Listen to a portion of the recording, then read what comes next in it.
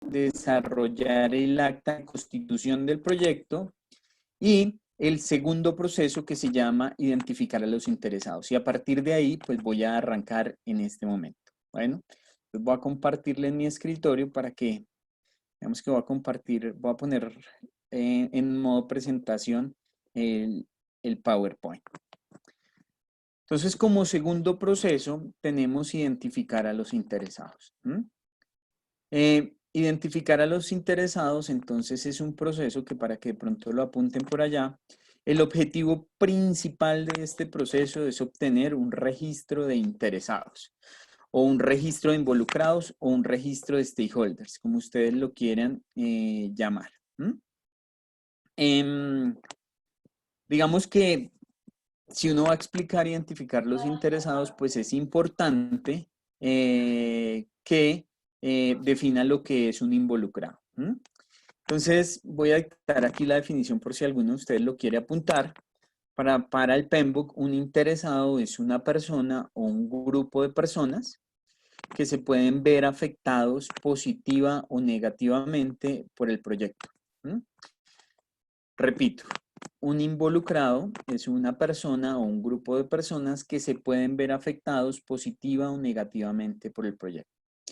Y en función de que pueden ser afectados positiva o negativamente por el proyecto, pues surge un aspecto bien interesante y es que los interesados tienen expectativas en el proyecto, ¿sí? Si algo me va a afectar a mí, bien sea positivo o bien sea negativamente, tengo ahí como unas expectativas frente al proyecto.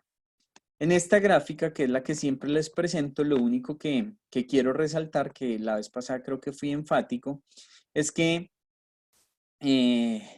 esta gráfica muestra, digamos, un proceso que recuerden que tiene tres componentes: las entradas, las herramientas y las técnicas, y las salidas. Así están estructurados en el PMBOK. Pero para fines de este curso nuestro, que es más práctico, lo que me interesa es que comprendamos que lo que sale de este proceso es un registro de interesados. ¿Listo? En la diapositiva siguiente, entonces, muchachos, lo que planteo es mostrarles precisamente eso, que es un registro de interesados. Entonces, un registro de interesados no será más, que es lo que tengo en la parte inferior de la diapositiva, no será más que un cuadro, ¿sí? Donde tengo las siguientes columnas. De hecho, este es como uno de los cuadros genéricos que presentan. Ya les voy a decir como mi recomendación.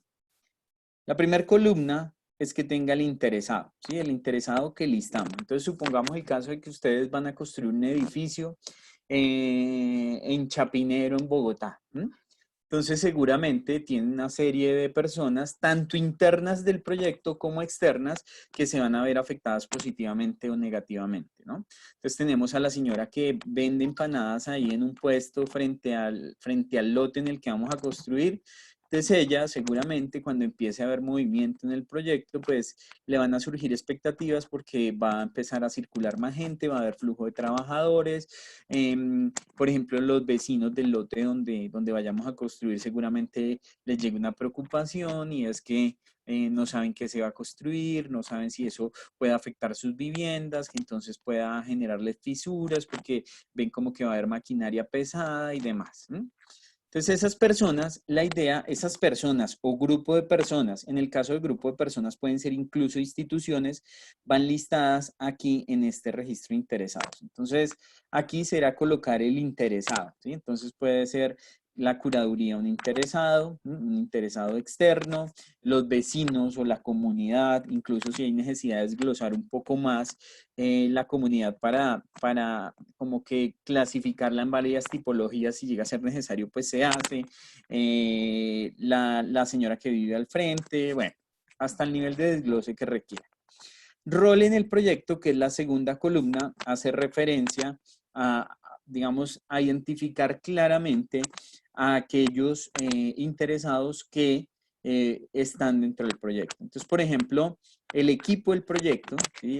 Los diseñadores, la interventoría, que puede ser en algún momento equipo del proyecto, incluso los mismos trabajadores, ¿sí? del contratista de construcción de obra, pues también tienen expectativas, ¿no? Tienen expectativas en el proyecto. Algunos, digamos que tienen una expectativa que es que el proyecto se ejecute bien, que esté dentro del tiempo, que esté dentro del costo. Pero supongamos una persona que depende en su salario, o más bien, depende de un salario que está asociado al tiempo que dure el proyecto, ¿sí? Porque si la obra se ejecuta muy rápido, pues ese trabajador se va. Si la obra se demora un poco más, ese trabajador pues permanece un poco más de tiempo y por ende gana un poco más y se le paga mensualmente. Entonces, puede que uno tenga roles internos en el proyecto que incluso tengan intereses contrapuestos a los objetivos del proyecto. Quieren que dure más cuando uno lo que quiere como gerente del proyecto es que el proyecto dure lo menos posible. Pero realmente lo importante aquí es identificar cuáles son internos y cuáles son externos. Y para los internos, qué rol juegan en el proyecto. Luego el interés en el proyecto, ¿sí? Es decir, si el interés es que quieren que el proyecto, como les decía inicialmente, se demore más, o si quieren que el proyecto genere un beneficio para la comunidad, o pueden haber una gran cantidad de intereses en el proyecto. Luego, medición del impacto que está asociado a si ese interés en el proyecto, combinado con el poder que tenga el involucrado, digamos que da un impacto grande en los objetivos. Normalmente esta columna, yo recomiendo que en nuestros proyectos de construcción no la tengamos, sino serían estas tres y esta final, estrategia definida. Que la estrategia definida, muchachos, sale de esta matriz. En este mismo proceso, que es el segundo para el grupo de procesos de inicio, el PMBOK tiene una herramienta que se llama matriz poder decisión. Matriz poder decisión. Y básicamente es una matriz para definir la estrategia que se le va a aplicar a cada uno de los involucrados. Entonces, ¿cómo se usa esta matriz? Es una matriz que en su eje X tiene el interés del involucrado y en el eje Y el poder. Entonces se trata de que cada involucrado, aquí el involucrado o el interesado 1, que supongamos que el involucrado 1 es el sponsor, ¿sí? El patrocinador, el que va a poner la plata para ejecutar el proyecto. Entonces uno debe ir y valorar si su interés en el proyecto es bajo o es alto, ¿sí? Y si su poder es bajo o es alto. Entonces, seguramente en el caso de un sponsor tiene alto interés en el proyecto porque es quien está poniendo el dinero, quien lo está patrocinando, ¿sí? Entonces él puede tener un interés por acá muy alto, pero a la vez tiene mucho poder. Recuerden que el poder acá es medido en términos de qué tanto ese involucrado puede afectar el cumplimiento de los objetivos del proyecto. Entonces, en este caso, el sponsor tiene mucho poder porque si él dice que no da la plata para el proyecto, pues el proyecto se tiene que cancelar en el punto en el que esté. Entonces, él tiene mucho poder y tiene mucho interés. De tal manera que un involucrado como el sponsor puede estar en un puntico acá. La metodología se trata de que uno ubique en función de esas dos variables a cada uno de los interesados y en función de dónde quedó localizado, en cuál de esos 4 cuadrantes venga acá y digamos que se apegue a esa estrategia. Entonces, esos involucrados que tienen alto poder, alto interés, son los que se llaman, según el PMBOK, gestionar de cerca. Es esos involucrados con los que usted no puede romper comunicación en ningún momento, debe estar continuamente dialogando, continuamente comunicándole los resultados del proyecto y continuamente además asegurando que él recibió la comunicación, ¿sí? Es usual que uno a veces al gerente de su empresa, porque tiene poco tiempo, le envía un correo con un link para que él mire los resultados. Pero muchas veces esa estrategia no funciona tanto. Entonces, si es un involucrado muy clave, así sean 5 minutos que uno pueda tener con él, pero para contarle los aspectos importantes y demás. Y de igual manera, implica que en lo posible cualquier interés que él manifieste, cualquier requerimiento o cualquier solicitud relacionada con el proyecto, nosotros la atendamos. Entonces, que si quiere que el proyecto le hagamos que quiere un jardín bien bonito frente a su oficina, que quiere algo en el proyecto, pues debería uno tratar de atender. Es decir, que este gestionar de cerca es una mezcla entre mantener satisfecho en términos de atender los requisitos y las necesidades que él plantea y mantenerlo informado. ¿Listo? Los involucrados que tengan, digamos que no tengan tanto, que tengan mucho interés, pero no tengan tanto poder, ¿sí? Es decir, están muy pendientes del proyecto, pero no es que tengan tanto poder para influenciar. Entonces, la estrategia es mantenerlos informados, ¿sí? Principalmente siempre tenerlos en cuenta, generar canales, generar socializaciones para que la gente se pueda desahogar, así sea solo para que la gente manifieste su inconformismo, porque muchas veces estar en esa parte del cuadrante lo que implica es que los vamos a escuchar, pero que la mayoría de veces tendremos que decirle, venga, la solicitud que usted me hace no la puedo atender. Pero es mantener esos canales de comunicación, que si ustedes miran es mucho como la estrategia que uno acoge cuando socializa los contratos con las comunidades. Y que muchas veces las comunidades entonces quieren ofrecer la mano de obra, ofrecer los servicios de ferretería, ofrecer el señor que tiene las volquetas, ofrecer, además de plantear ahí sus expectativas. Por supuesto que si uno puede, digamos que atender alguno de los requerimientos que tiene un involucrado de un involucrado que esté catalogado en este cuadrante o que esté clasificado en este cuadrante, pues estará bien. Pero principalmente aquí la estrategia será mantenerlos informados. Y aquellos involucrados que tengan alto poder, bajo interés, es decir, que estén en este cuadrante, entonces nuevamente lo que vamos a hacer es mantenerlos satisfechos. Son involucrados que normalmente no les interesa tanto el proyecto, ¿sí? Porque imaginemos un proyecto de construcción de unas edificaciones en una petrolera muy grande. Entonces, en una petrolera lo que puede pasar es que haya involucrados que, pues sí, les interesan las edificaciones, pero son proyectos relativamente pequeños en comparación con los proyectos que muchas veces maneja el sector oil and gas. Entonces, puede ser que no tenga tanto interés, pero sin embargo, por su nivel de poder, ¿sí? Y por el nivel de influencia que pueden ejercer en los objetivos del proyecto, se deberían, digamos, tratar de satisfacer en lo posible. Y finalmente este cuadrante, que es los que tienen bajo interés y bajo poder. Entonces, nos recomienda el PMBOK que esos involucrados lo que hagamos es que los monitoreemos. Y monitorear está enfocado principalmente en que digamos que aseguremos que los involucrados principalmente no suben de poder. Porque uno puede tener involucrados pequeños que a través del proyecto generan alianzas con otros involucrados. Entonces, por ejemplo, en las empresas grandes, ¿sí? Muchas veces hay sindicatos. Entonces, imaginémonos Alpina. Yo no sé si tengan sindicato o no. Solo de nuevo por dar un ejemplo. Es una empresa grande y puede que tenga un sindicato. Y también dependiendo de la empresa, a veces los sindicatos tienen un nivel de poder. Entonces, a veces los sindicatos, por ejemplo, en algunas empresas tienden a aliarse con las comunidades, porque ellos muchas veces tienen unas expectativas más de tipo político, ¿sí? De hacerse ver, de reconocimiento, de que la gente vea que luchan por los intereses de los trabajadores y eso. Entonces, las comunidades pudiesen en algún momento aliarse, por ejemplo, con un sindicato, y si el sindicato tiene poder, por supuesto que la comunidad ganará más poder. Entonces, esos involucrados lo que recomienda es que se estén monitoreando.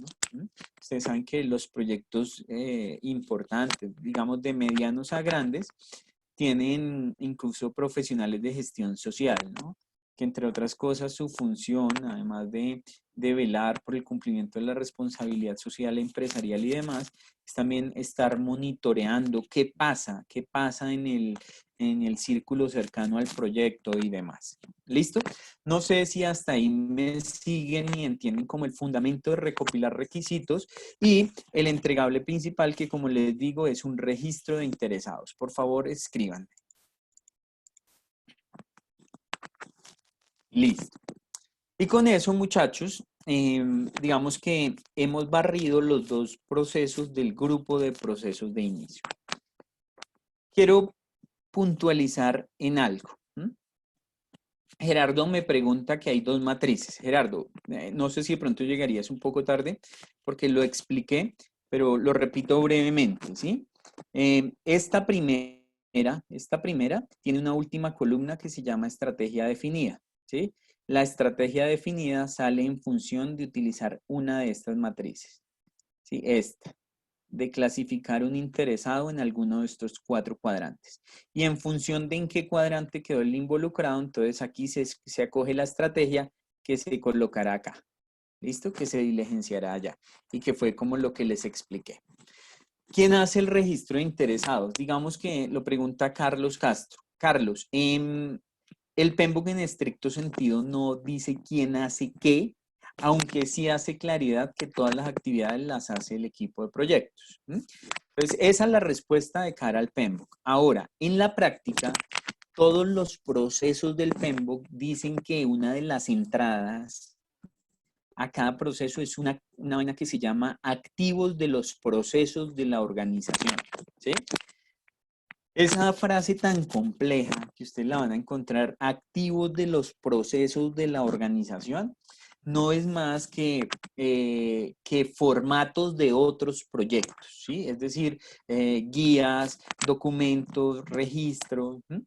Es decir, que para el PMBOK es totalmente válido que usted tome un documento de otro proyecto y lo ajuste, y lo revise y lo ajuste a las necesidades de su nuevo proyecto. Entonces, en la práctica lo que pasa es que esos registros de interesados, como el PMBOK también asume que usted trabaja en una empresa que ya ha ejecutado proyectos, entonces lo que se supone que usted hace es que trae esos involucrados, perdón, trae ese registro de interesados y hace un taller en el que usa 2 herramientas principales. Una se llama lluvia de ideas y la otra juicio de expertos.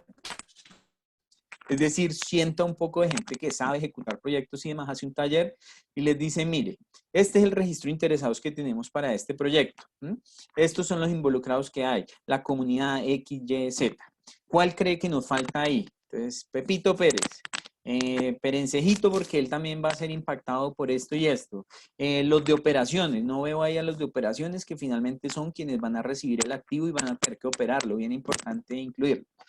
Entonces lo hace el equipo del proyecto mediante esas metodologías. ¿Listo? Les decía, muchachos, que entonces hemos visto los 2 procesos del grupo de procesos de inicio. Y quiero ser enfático en algo aquí para asegurarme de que me han seguido. Recuerden que cuando yo les expliqué el ciclo de vida del proyecto, les expliqué 5 fases, que incluso les dije que era un modelo, es decir, puede haber muchas variantes a ese modelo. ¿Sí? Las empresas a veces lo cambian un poquito, pasan unas cositas de una fase para otra, pero como concepto es perfectamente válido el que yo les mostré. Y es el que a mí más me gusta, para serles sincero.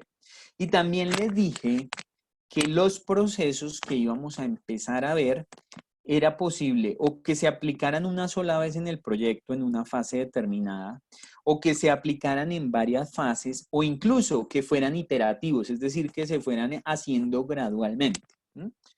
Entonces, solo remarco diciendo que normalmente el registro interesado se hace en las fases 1 y en la fase 2. Aunque pudiese, digamos que por supuesto que uno los va alimentando durante todo el proyecto. Es decir, si usted está en la fase de construcción, de ejecución, y se da cuenta que olvidó tener en cuenta a un involucrado, pues debería ir a actualizar su registro de interesados y atado al registro de interesados, entonces plantearle una estrategia para de ahí en adelante gestionar ese interesado. Pero vuelvo y les digo, principalmente este proceso se ejecuta en las fases 1 y 2 del modelo que yo les mostré. ¿Me siguen hasta acá?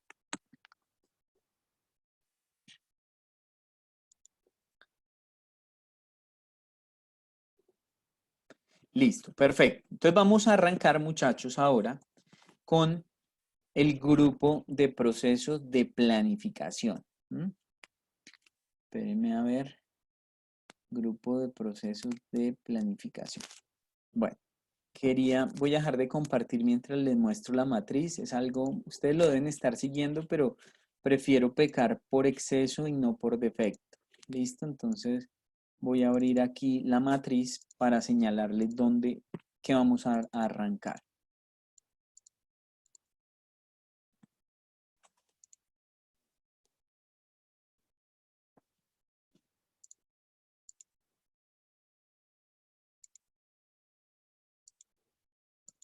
Entonces, muchachos, ahí en el fondo deben estar viendo los grupos de procesos de planeación. ¿Listo? ¿Qué son estos que voy a señalar aquí con una flechita? Son estos. De aquí hacia abajo voy a arrancar a barrer los procesos. Ya barrimos estos dos, este y este. ¿Listo?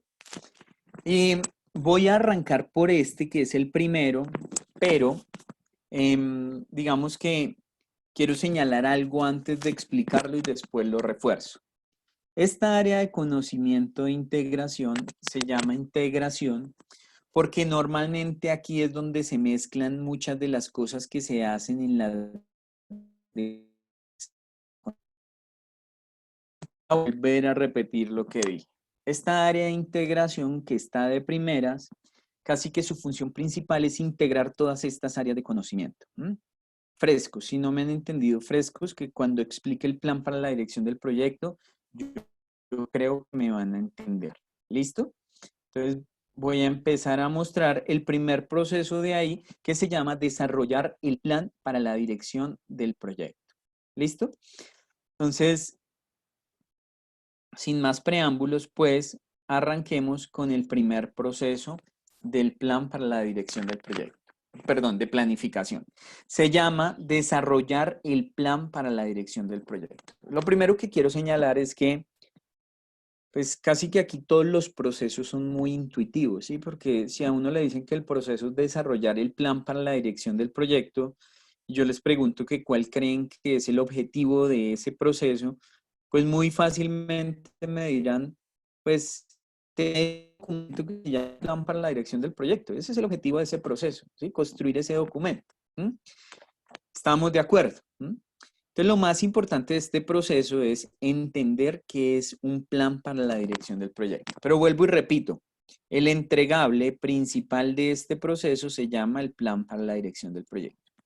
Y antes de que me lo pregunten, debo ser enfático en que no es el único nombre que tiene. Es decir, en algunas empresas lo llaman el plan de ejecución del proyecto, en otros lados lo llaman el programa para la dirección del proyecto, en otros lados lo llaman el programa de ejecución de obra o el plan de ejecución de obra, pero dándole un poco el lo que es obra. Y tengamos en cuenta que en el concepto que vemos aquí de ciclo de vida del proyecto, el proyecto es un poco más amplio, ¿sí? Es decir, tuvo unas fases de planeación ya cuando se llega a obras porque ya hay como un entregable, una planeación muy bien ejecutada de cara al PMBOK. Entonces tiene como varios nombres, pero acá en el PMBOK se llama el plan para la dirección del proyecto.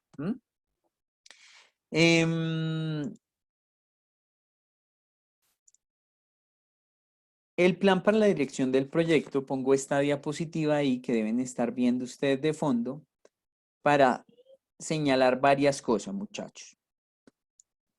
La primera es que, si en estricto sentido lo que dice el PMBOK, el plan para la dirección del proyecto debería integrar esos 18 documentos.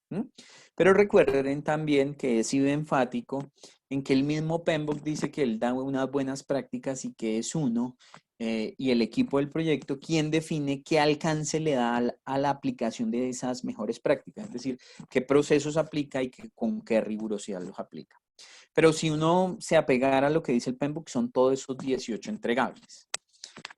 Normalmente, ¿sí? cuando uno estudia este tema, más que aprender de memoria esto, lo que me interesa es que tengan muy claro realmente quiere decir plan para la dirección del proyecto. Y en ese sentido, mi sugerencia es que aprendan que el plan para la dirección del proyecto tiene 3 componentes, de los cuales 2 son importantes, el tercero para nuestros proyectos no es tan importante. Entonces, se pueden dividir esos entregables en 3 componentes que a su vez, si recuerdan los 2 primeros, es más que suficiente. El primer componente que tiene el plan para la dirección del proyecto son los planes de gestión subsidiarios. Sí, así se llama. Planes de gestión subsidiarios. Quiere decir que la primera parte del documento que se llama Plan para la Dirección del Proyecto, en realidad lo que integra son estos planes de gestión. Plan para la gestión del alcance, plan para la gestión de los requisitos, plan para la gestión del cronograma, plan para la gestión de los costos. Y ahí tengo dos comentarios. El primero, muchachos, que es bueno que lo apunten por allá en algún lado. Siempre que se hable de plan de gestión, se está hablando del cómo, de las reglas de juego. ¿Sí? Me explico. El plan para la gestión del alcance es un documento que indica cómo se gestiona el alcance en el proyecto. Entonces es un documento que dice cómo se construye el alcance, cómo se mide, cómo se controla, a quién se comunican los controles que se ejecutan, cómo se hacen los informes relacionados con alcance, a quién se envían. ¿Listo? De manera análoga, por ejemplo, el plan para la gestión del cronograma es una pequeña parte del documento del plan para la dirección del proyecto que dice cómo se controla el cronograma, cómo se construye el cronograma, cómo se mide, cómo se controla, cuáles son los umbrales, es decir, después de que lo midamos, cómo sabemos si eso implica que llevamos una desviación que debe generar una acción correctiva o que lo demos como bien, quién técnica, cómo son los modelos de informe y demás. ¿Me siguen hasta ahí? Entonces, plan de gestión, siempre que hable de plan de gestión, ¿sí? Tengan en cuenta que es un documento que es como un instructivo, ¿Mm? Un instructivo. ¿Me siguen hasta ahí? ¿Mm?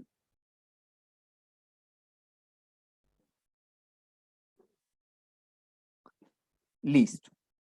Ahora, muchachos, otra cosa. Voy a volver aquí un momentico a rematar la idea que les dije al principio. Si ustedes miran la matriz del PMBOK nuevamente, se van a dar cuenta que aquí en alcance hay un proceso que se llama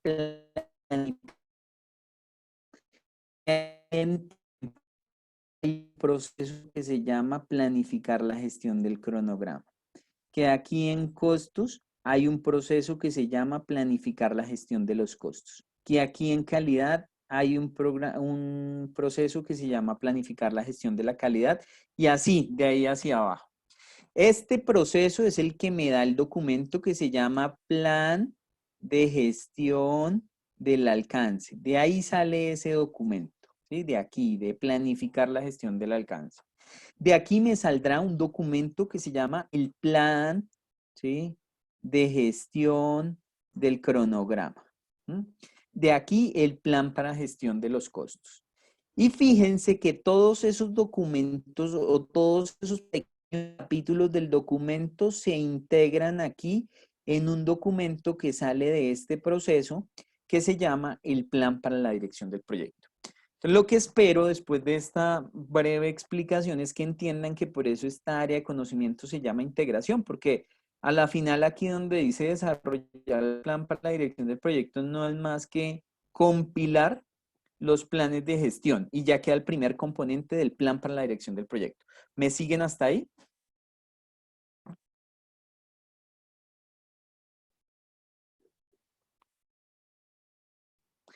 Perfecto. Entonces, ese es como el primer gran paquete o sea, el primer componente, lo llamé, del plan para la dirección del proyecto. Miremos el segundo componente importante. El segundo componente importante del plan para la dirección del proyecto son las líneas básicas. Aquí brevemente me voy a meter un poquito porque quiero que este tema les quede bien claro. Me voy a volver aquí al ciclo de vida del proyecto. Recuerden que uno puede, cuando expliqué esta vaina, dije que uno surtía unas fases que básicamente lo que van haciendo es que el proyecto vaya tendiendo una planificación gradual hasta que uno llega a una fase 3 donde tiene un proyecto, digamos que muy bien detallado, ya lo tiene detallado y entonces ya puede entrar a una fase de ejecución o de construcción. Aquí, no sé si eso ya lo dije, pero aquí Cuando se da esta aprobación, que recuerden que un comité de toma de decisión que está integrado por el sponsor, por el tomador de decisión, por el patrocinador y por otros ejecutivos.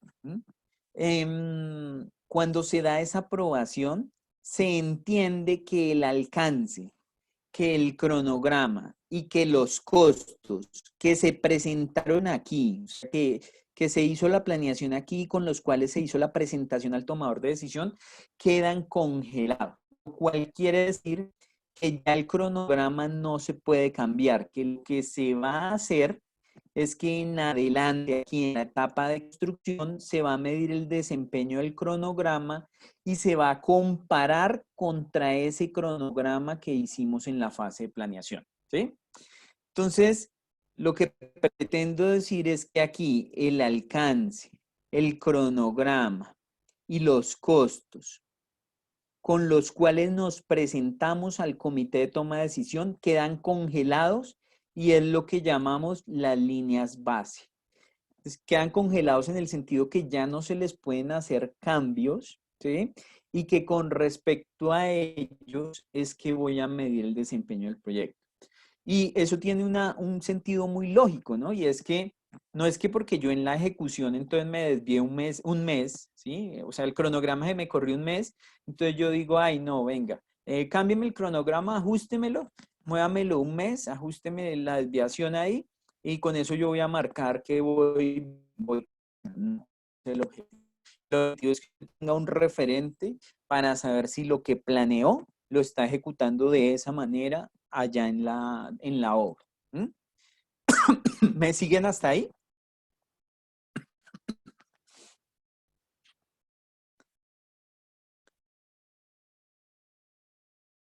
Listo. Eso, entonces, ese alcance, ese cronograma y esos costos es lo que nosotros llamamos la línea base, muchachos. ¿Mm? Lo que vamos a llamar la línea base. Y entonces, voy a adelantar nuevamente aquí las diapositivas.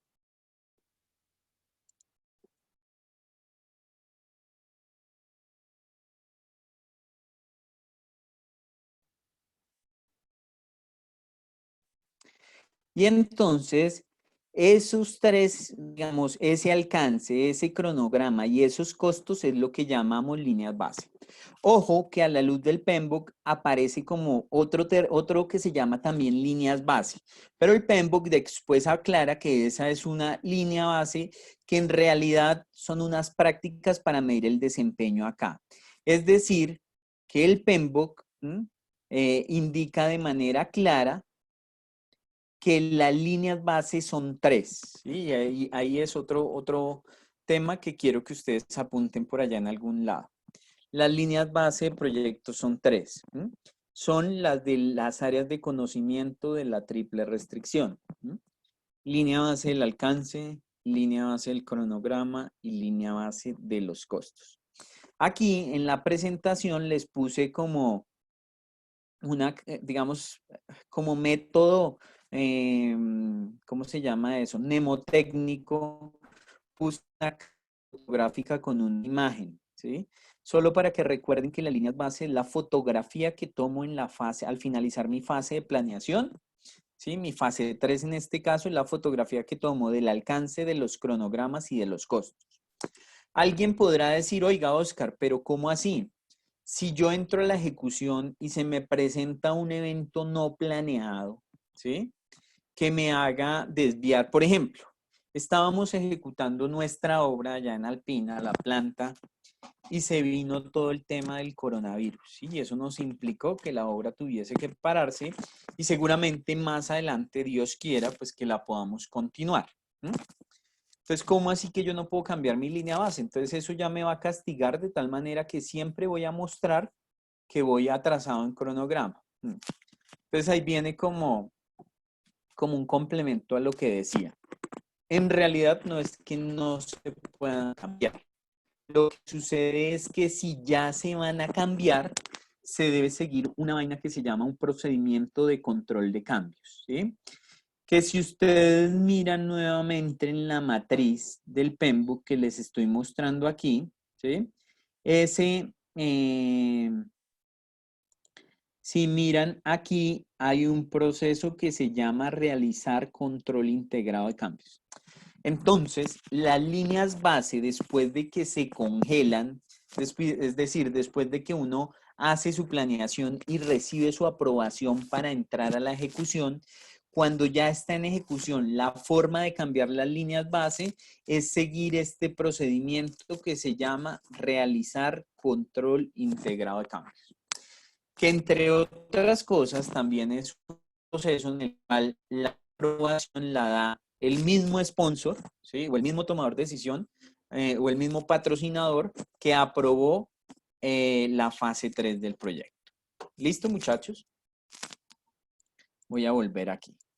Entonces, la conclusión de eso, las líneas bases son 3: alcance, cronograma y costos. Y finalmente, como tercer componente, porque recuerdo y a veces soy repetitivo, pero es para que me entiendan, el plan para la dirección del proyecto tiene 3 componentes. 1, planes de gestión subsidiario. 2, líneas base. Y 3, les dije que otros. Estos que para nuestro caso, en nuestros proyectos, no son relevantes. Entonces, es suficiente con que ustedes comprendan que el plan para la dirección del proyecto de una obra debe tener los planes de gestión subsidiarios y las líneas base. Y remato con este comentario, muchachos, para que no se vayan a confundir. Este plan para la dirección del proyecto es un único documento, ¿sí? Único documento. Es decir, no es varios documentos. Es un solo documento que se llama plan para la dirección del proyecto. Cada uno de estos serán en realidad capítulos, ¿sí? Capítulos allá dentro de su documento. Pero es un único documento que compila, digamos que unos pequeños capítulos que han sido desarrollados en las demás áreas de conocimiento. ¿Me siguen hasta ahí?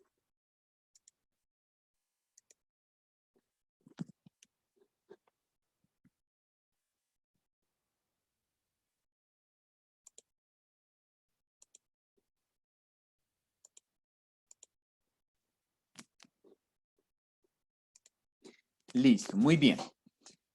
Voy brevemente voy a mostrar un plan para la dirección de proyectos. Solo como para que ustedes tengan una pequeña aproximación a qué es toda esa carreta, ¿sí?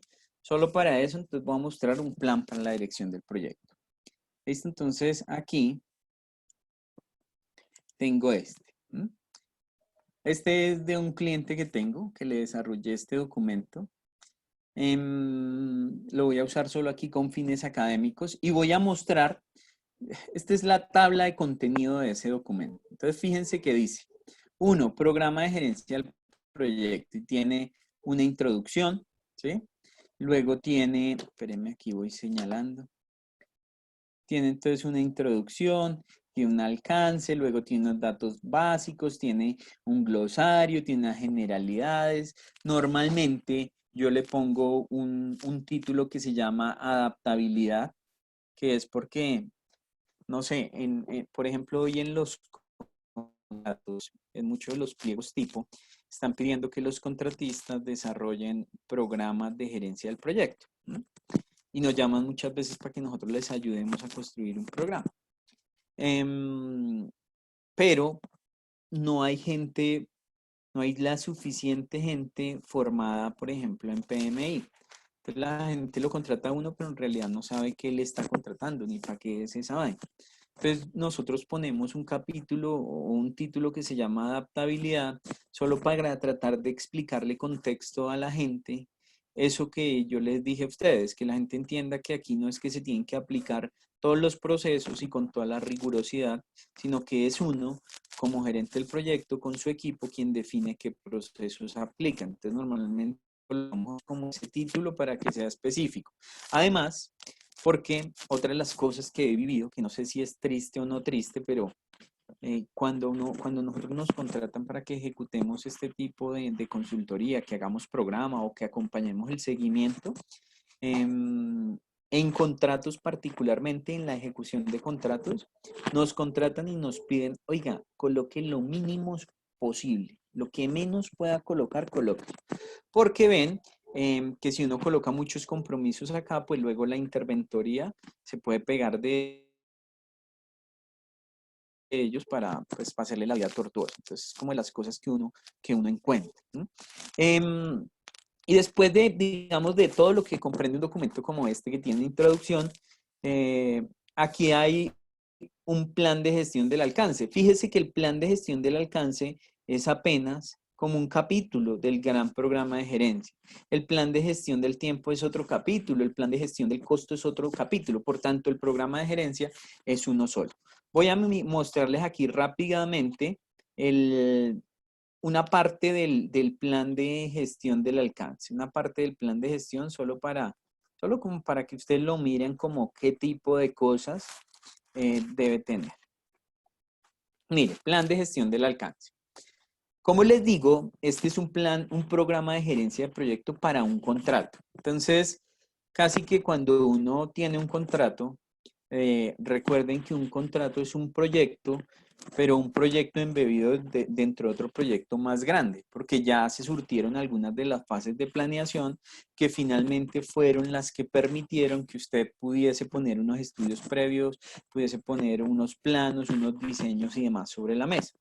Entonces, cuando uno firma un contrato, ¿sí? Uno no le dice a la interventoría después de que firma el contrato, oiga, ahora sí pongámonos de acuerdo en el alcance. No, se entiende que el alcance de ese proyecto, que es el contrato, pues ya está congelado con todos los pliegos, desde la minuta hasta todos los pliegos anexos, especificaciones técnicas, planos y demás que conformaron ese contrato. Entonces aquí por eso el alcance más está en términos de, oiga, el alcance es un listado de anexos que hicieron parte, que hacen parte integral de este contrato. La WS, sí, que más adelante les mostraré qué es eso, que es una estructura de desglose de trabajo. Después los requisitos técnicos que debe cumplir ese alcance. Después, cómo se va a validar el alcance, ¿sí? Es decir, cómo vamos a hacer conjuntamente una validación de que el alcance que usted me solicitó yo lo estoy cumpliendo, que eso normalmente se hace mediante una matriz de trazabilidad de requisitos. Un cuadro que tiene algunos de estas columnas, entonces tiene un ID, un paquete de trabajo, una descripción del requerimiento, ¿sí? Tiene cómo se va a controlar el alcance, ¿sí? Entonces dice en algunos casos que el control del alcance se va a hacer mediante auditorías y que cualquier observación entonces se va a diligenciar en la bitácora de obra y que el diligenciamiento que se haga en la bitácora de obra se debe hacer de esta manera. Y que si llega a haber un cambio al alcance, cómo se debe manejar, que se debe hacer un control de cambios. Bueno, entonces, esto que el objetivo no es que ustedes ni más faltaba se vuelvan unos expertos en ese tema, si es por lo menos que viendo este documento comprendan, muchachos, que el plan para la gestión del alcance es un documento que consigna el cómo se deben hacer las cosas en el proyecto. ¿Listo? ¿Me siguen hasta ahí?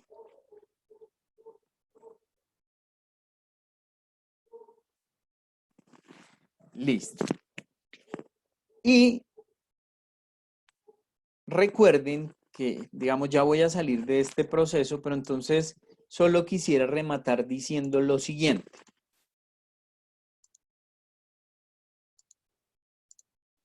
Recuerden, muchachos, entonces, ya antes de salir de acá, que el plan para la dirección del proyecto, si ustedes en este curso se les olvida todo, ¿sí?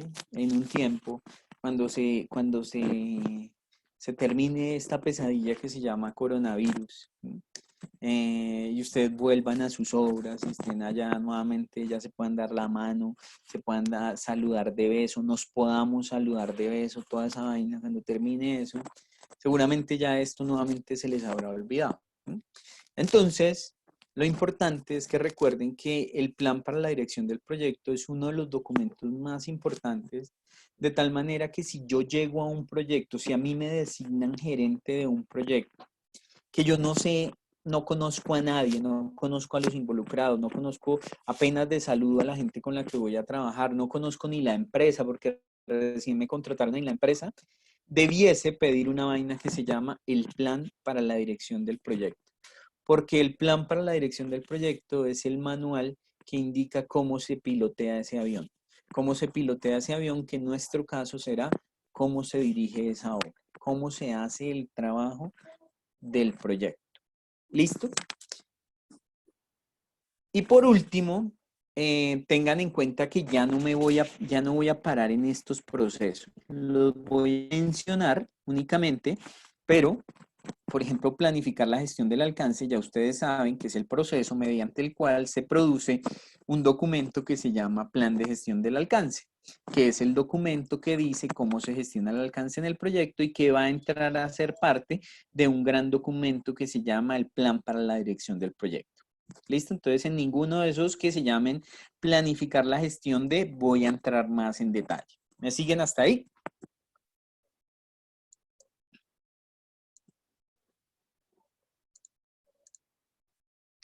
Listo, perfecto. Entonces vamos a pasar de proceso.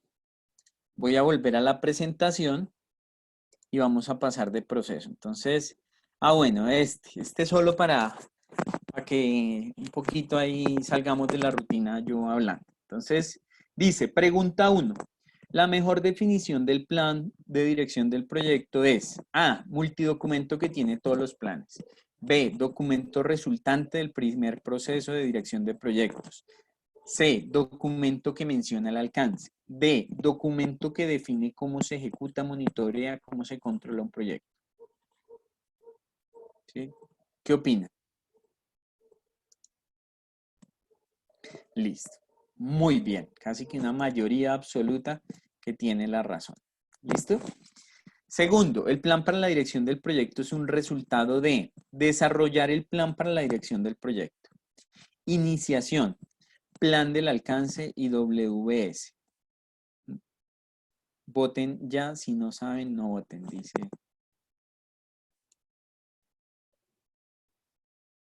Listo. Ojo, la respuesta de ese es el A. Muchas veces cuando uno le hacen preguntas del PMBOK no le dicen, o más bien les hago otra pregunta. ¿Cómo sabe uno, cómo identifica uno que están hablando de un proceso o cómo identifica que están hablando de un grupo de procesos o de un área de conocimiento?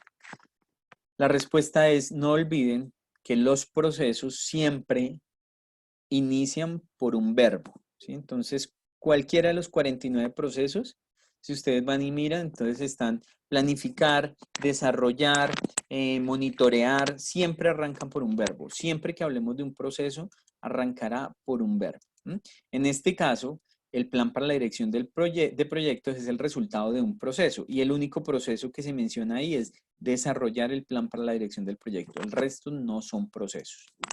¿Listo? Y tercero, ¿cuál es perdón, quinto aparece allá porque es que son preguntas copiadas de un libro, entonces no las saco todas. Quinto, ¿cuál es la función del control integrado de cambios? A, definir qué se hace con los cambios. B, analizar las solicitudes de cambio, acciones correctivas y preventivas presentadas y definir su aprobación o rechazo. C, definir quiénes participan del Change Control Board. Ese Change Control Board es como el comité de control de cambios. ¿Listo? Y D, integrar los cambios. Voten ya si tienen mediana idea de cuál es la respuesta. Listo. Un poco más dividida ahí la votación. La función del control integrado de cambios es analizar las solicitudes de cambios. Analizar las solicitudes de cambio. Además dice acciones correctivas y preventivas. Eso también es función de, digamos que del control integrado de cambios. Porque un cambio no solo se motiva en una solicitud que le haga uno un involucrado. Es decir, que un involucrado le diga, ay, venga, yo ya necesito que además de eso me construya esto. ¿Sí? Entonces se supone que uno lo primero que haría es analizar el impacto y luego ir a presentarlo a un control de cambios para que allá se defina si se aprueba o no. No es la única fuente. También la fuente puede ser que usted encontró un error en su proyecto. Eso entonces se llamaría una acción correctiva. ¿Sí? Encontró que en el estudio de suelos hay deficiencias. ¿Sí?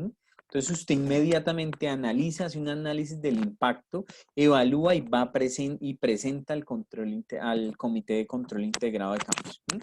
Alguien podría decir es que en definir qué hacer con los cambios, ¿sí?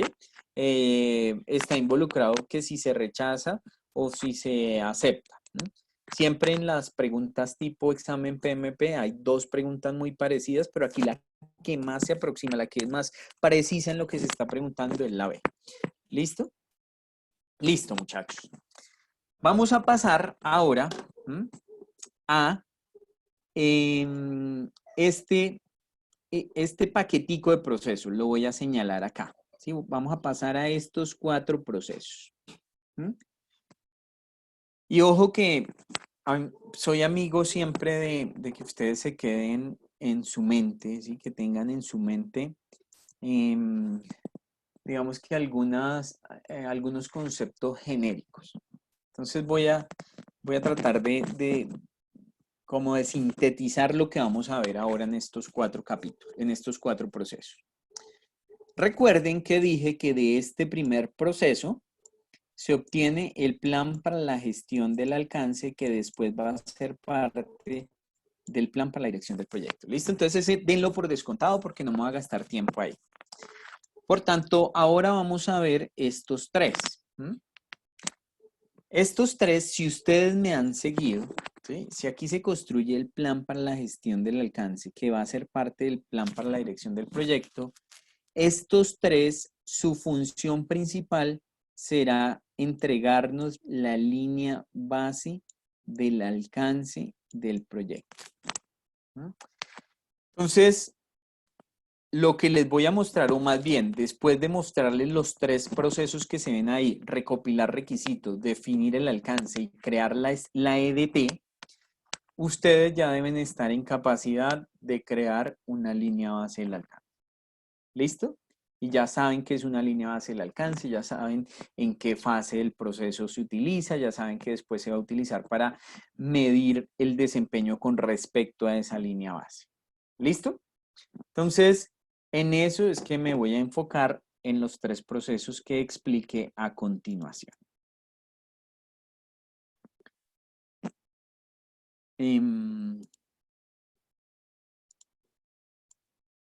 Entonces, primero, planificar la gestión del alcance. Lo único que menciono es que aquí salen planes de gestión. Salen 2, pero el que más nos interesa a nosotros es plan de gestión del alcance. De resto, no me voy a enfocar más en eso por lo que ya he sido repetitivo. Bueno, unos conceptos que son importantes y que se hablan en plan de gestión del alcance son los siguientes. Cuando uno habla de gestionar el alcance, el PMBOK dice que hay 2 tipos de defectos asociados a la gestión del alcance. El primero se llama Scope Creep, ¿sí? Que la traducción más o menos es desfase del alcance. Y voy a tratar de dar un ejemplo a ver si me entienden.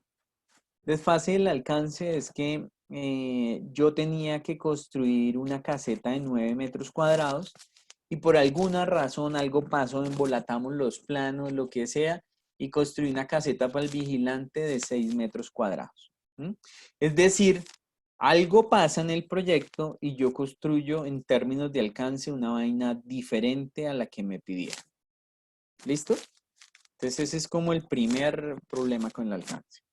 Y el segundo lo llaman gold plating, funcionalidad extra.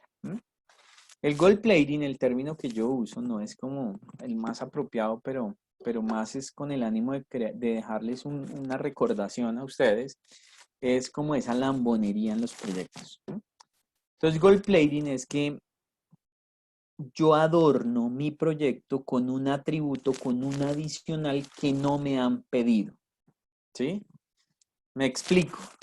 Me pidieron, dentro del diseño que me aprobaron, entonces me pidieron, sí, la ñapa. Me pidieron que yo ejecutara el proyecto y había un urbanismo importante, ¿sí? Y en el urbanismo importante, entonces, Yo fui y dije, ay, venga, pero esta zona verde tan bonita y ese cliente tan buena gente que es conmigo, tan querido, me lo quiero ganar.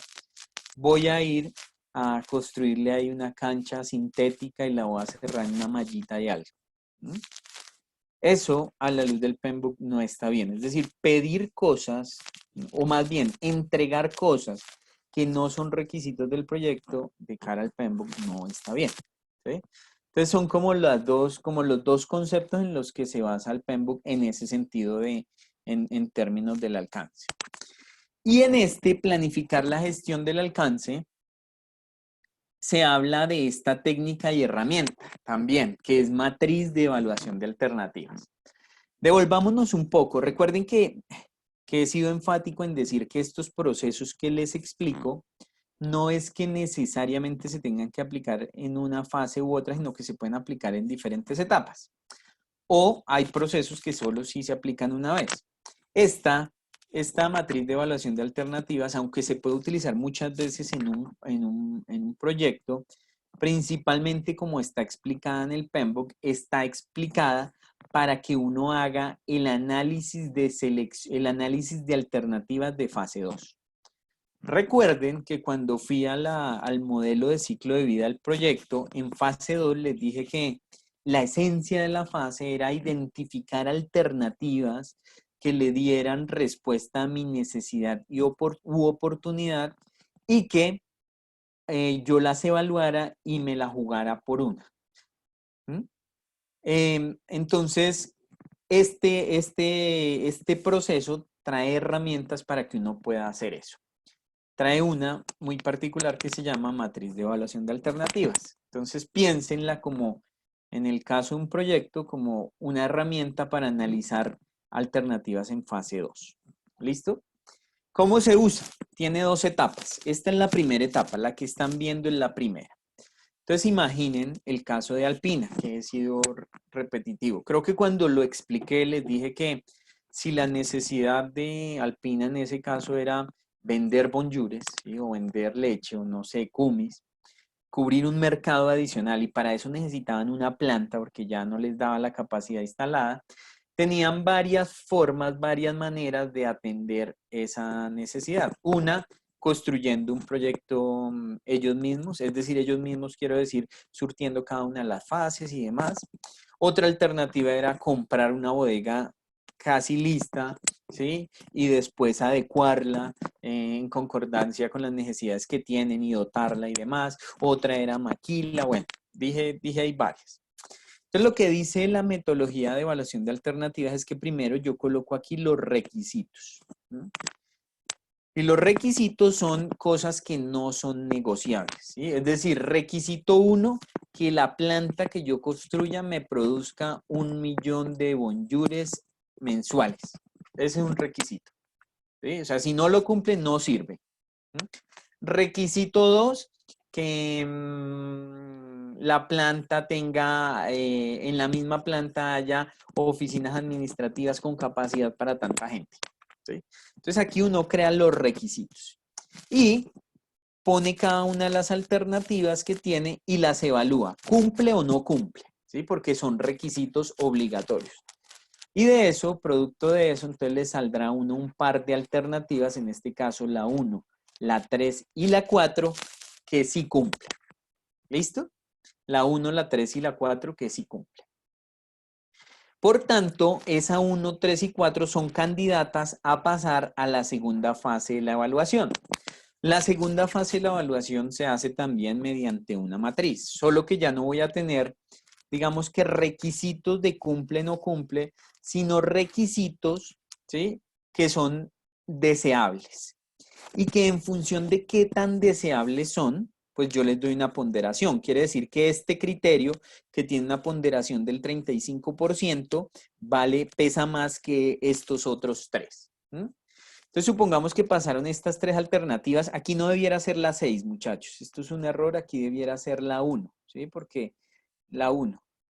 Porque recuerden que lo que hice fue pasar estas que ya cumplían allá acá, esta acá y esta acá.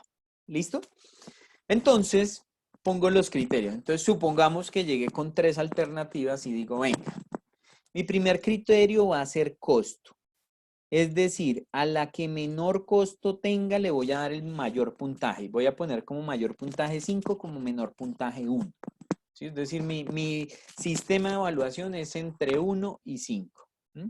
Esta quiere decir que es la que tiene el menor costo y esta es la del mayor costo. Entonces, esta tiene el mayor puntaje. Luego, entonces, otro criterio, tiempo. Entonces, la que más rápido me ofrece, atiende mi necesidad, es decir, la que más rápido se puede poner en operación, la planta que más rápido se puede poner a operar para que me distribuya bonyures, le voy a dar el mayor puntaje. Y acá, ¿sí? En este caso, digamos que todas más o menos me ofrecen el mismo tiempo, ¿sí? Entonces le puedo poner 3, porque no era el tiempo ideal, pero era un tiempo intermedio, bueno, algo de ese estilo. Y puedo crear tantos criterios como quiera. Entonces, por ejemplo, un criterio puede ser, le voy a dar puntaje si la planta está lo más cerca posible a las oficinas principales de Alpina, porque entonces eso implicará que el tema administrativo sea más fácil, bueno, alguna cosa. Entonces, 5 a esta que está dentro del mismo predio actual de Alpina, 3 a esta que está a 20 minutos en carro, 4 a esta que está allí a 3 cuadras. Conclusión, uno define los criterios, define los porcentajes, define su sistema de evaluación y al final lo que obtiene es una puntuación ponderada. Esta que obtenga la puntuación, ¿sí?, más alta es la candidata, la alternativa candidata pues a que sea desarrollada en ingeniería de detalle. Y digo que es la candidata porque muchas veces lo que pasa es que uno como equipo de proyecto redacta esto y cuando va y se lo muestra al tomador de decisión, él o a los involucrados, ellos le dicen, no, venga, Oscar, costo no es el que más me preocupa, es cronograma, ¿sí? O sea, lo que necesito es que la pongan a operar rápido, no se preocupe tanto por la plata, más por el tiempo. Entonces póngamele a costo el 50% del peso de la decisión. Y en función de esa retroalimentación, pues cambiarán los puntajes. E incluso, en algunos casos he visto modelos en que como las alternativas, hay dos alternativas que están tan cercanas en puntaje, la decisión del comité es vayamos a detallarlas ambas, ¿sí? O detallemos un poco más esas dos y con un poco más de detalle volvemos y las evaluamos. Y con eso concluyo, muchachos, un poco que aquí en gestión de proyectos hay pocos absolutos, ¿sí? O sea, yo les muestro como un estándar, pero hay muchas variaciones al modelo. Por favor, confírmenme si hasta ahí me siguen.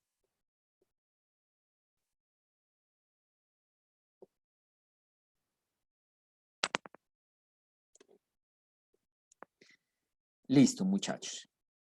Entonces, esa es como otra de las herramientas que muestra planificar la gestión de costos. Perdón, la gestión del alcance.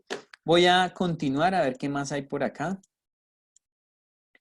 Listo. Y terminamos ese proceso que se llama planificar la gestión del alcance. Luego, después hay un proceso que se llama recopilar requisitos. ¿Sí? Recopilar requisitos, muchachos, es el proceso. Es un proceso que se aplica principalmente en el modelo en el modelo de ciclo de vida del proyecto que yo les presenté en las fases 1 y fases 2 y algunas veces en la 3 un poquito, pero usualmente en la 1 y 2. Recopilar requisitos, dice el PMBOK, que no es más que aquel proceso donde yo, entre comillas, me siento con los involucrados y entiendo cuáles son las necesidades y los requisitos de ellos frente al proyecto. Y por ende, digamos que el resultado final es de trazabilidad de requisitos. Miren la que dice acá. Matriz de trazabilidad de requisitos. Es decir, lo que busca es que yo integre todos los involucrados, que considere a todos los involucrados que considere que deben participar. También es cierto que hay involucrados que aunque uno conoce muchas veces, uno dice, uy, este involucrado no lo voy a invitar a la recopilación de requisitos. Entonces, a todos los involucrados que yo, y valga la redundancia, decide involucrar, mapo sus requisitos y los registro en una matriz de trazabilidad de requisitos. Entonces, aquí, ojo que quiero señalar esto. Aquí se acude, miren que mucho a juicio de expertos, análisis de datos, toma de decisiones. Otra de las habilidades que menciona el PMBOK es que ahí hay muchos temas de habilidades interpersonales.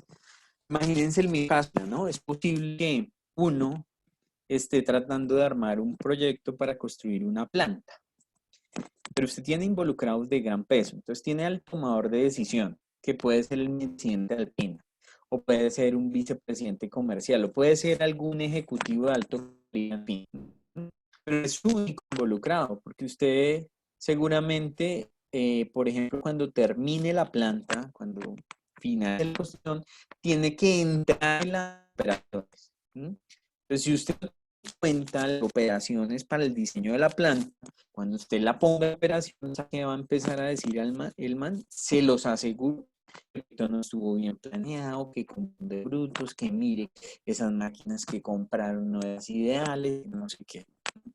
Entonces, eso pasa en la industria. Gerardo, pilar requisitos se refiere a requisitos de todo tipo, legales, contractuales, de producto, todo tipo de requisitos, aun cuando, ¿sí? No es usual que por lo menos uno deje como requisito que cumplir la normativa NSR 10, ¿sí? No es usual que uno lo ponga así, porque se parte de la premisa de que todo el proyecto está hecho pues en un entorno normativo de cumplimiento. Entonces, más es como requisitos específicos para lo que se quiere. Entonces, por requisito, requisito que en las plantas de Alpina queden oficinas para 20 personas, ¿sí? Incluso, como va a estar allá el vicepresidente de producción, entonces una oficina con una tipología para vicepresidente, porque normalmente, pues el vicepresidente tiene una oficina mejorcita, no la comparte, sí, grande y todo. Tres oficinas o dos oficinas, uno para el jefe de operaciones de mantenimiento y el otro para el jefe de operaciones, perdón, uno para el jefe de mantenimiento y otra para el jefe de operación. ¿Sí? Entonces, requisitos que entre más detallados sean, pues lo que van a favorecer es que el proyecto cuando se estructure, pues sea mejor. Al final a lo que iba, muchachos, es que fíjense que aquí el vicepresidente de operaciones tiene como un enfoque que es muy, muy de detalle, un enfoque muy del detalle del proyecto. Pero, por ejemplo, un vicepresidente financiero, que seguramente también es un involucrado para ese proyecto, al man lo que le interesa es que el proyecto sea lo más económico posible, ¿sí? Porque pues él es el que maneja la caja de la empresa y que ojalá que se alargue en el tiempo para que eso le aligere su flujo de caja, y para que no ponga la caja de la empresa a tambalear. Y así podrán haber muchos, muchos involucrados. Entonces, recopilar requisitos básicamente consiste en eso. ¿Hasta ahí me siguen?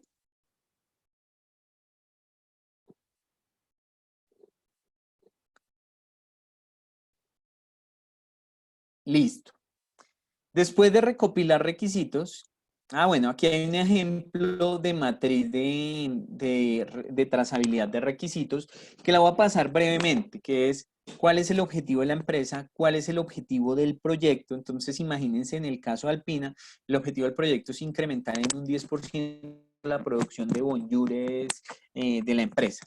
Requisito del proyecto, que entonces que la planta tenga la maquinaria necesaria para que se produzca esa cantidad de bonjours, X, 1.000.000.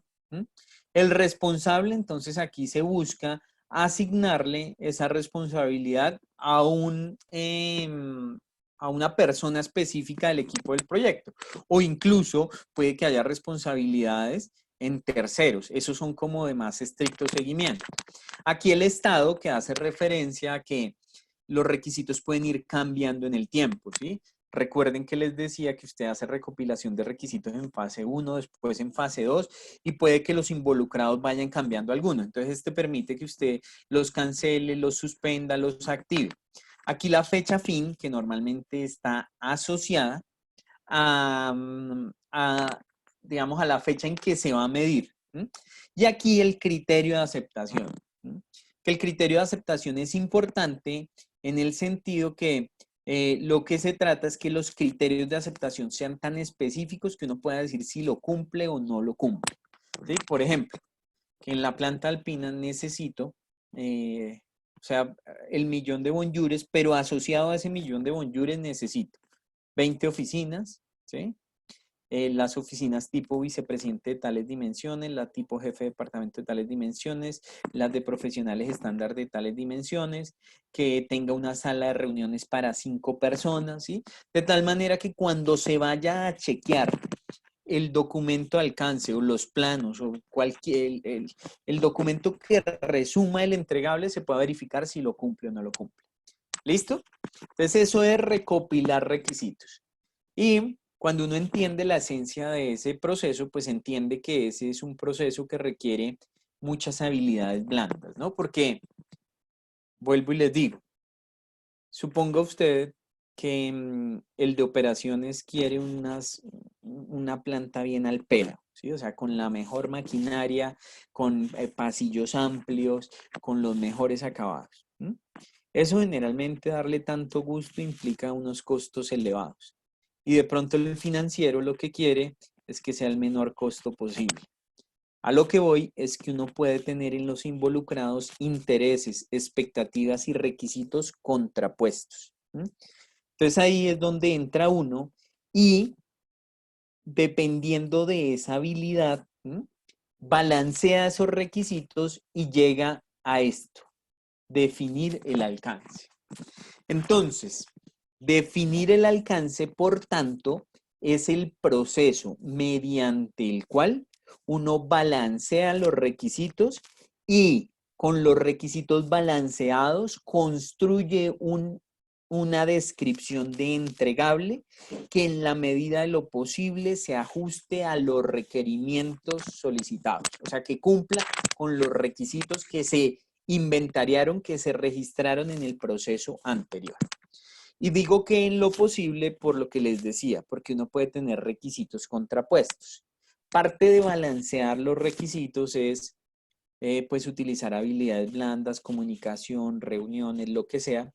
Pero además, si usted llega a tener dos intereses que no puede lidiar con ellos, perdón, dos requisitos que no puede lidiar con ellos, que son contrapuestos, pues en algún momento le tocará poner en la balanza cuál tiene más peso, ¿sí? Entonces, si tiene un requisito del sponsor, ¿no? O del patrocinador contra un requisito funcional de otra área, ¿sí? Seguramente uno se inclinará por atender al patrocinador que tiene mayor peso. Eso no es lo ideal, ¿no? Porque atropellar a alguien o decirle a alguien que no puede cumplir su requisito y punto, no es lo ideal, si es un caso extremo. Tratará uno más bien es de buscar todas las alternativas para que todos los requisitos se cumplan. Y finalmente, muchachos, entonces en definir el alcance, que es este proceso que ya les dije cuál era su objetivo, lo que se obtiene es esto, un enunciado del alcance del proyecto. Que casi que diría yo que de los que he descrito, uno en un proyecto mediano, a uno no le puede faltar ni el acta de constitución del proyecto, ni el plan para la dirección del proyecto, ni el enunciado del alcance del proyecto. Porque el enunciado del alcance del proyecto, vuelvo y les digo, es ese documento que después de uno recopilar requisitos, lo pone sobre la mesa y le dice a los involucrados, bueno, ¿están de acuerdo? Este es el alcance, fírmelo, ¿sí? Y además, después, cuando surja algún inconveniente, pues es el documento que le servirá a los involucrados definir quién puede tener la razón. Eh, les voy a contar una historia ahí rápida. Conocí un caso en Ecopetrol de la construcción de un casino en Castilla. Entonces llamaron al área nuestra, que nuestra área creo que les he contado que era especialista en construir edificaciones. Entonces había un proyecto grande allá de explotación de hidrocarburos pues, un proyecto más amplio, de más envergadura, de más tamaño, y nos llamaron a nosotros para que construyeran un casino. Un casino, como una cocina y un comedor, o sea, una zona de preparación de comidas y un comedor. Ese, que era más pequeño que el gran proyecto, pues era nuestro proyecto y nosotros le aplicábamos toda la metodología. Pero resulta que eso tenía una dificultad y era que para poder construir el casino donde ellos lo querían, nos tocaba traer una línea eléctrica, o sea, pegarnos de una línea eléctrica como a 5 kilómetros, pues toda la infraestructura y eso. Y los que han trabajado en temas eléctricos y además con estándar del sector petrolero, saben que el kilómetro de esa vaina es extremadamente costoso.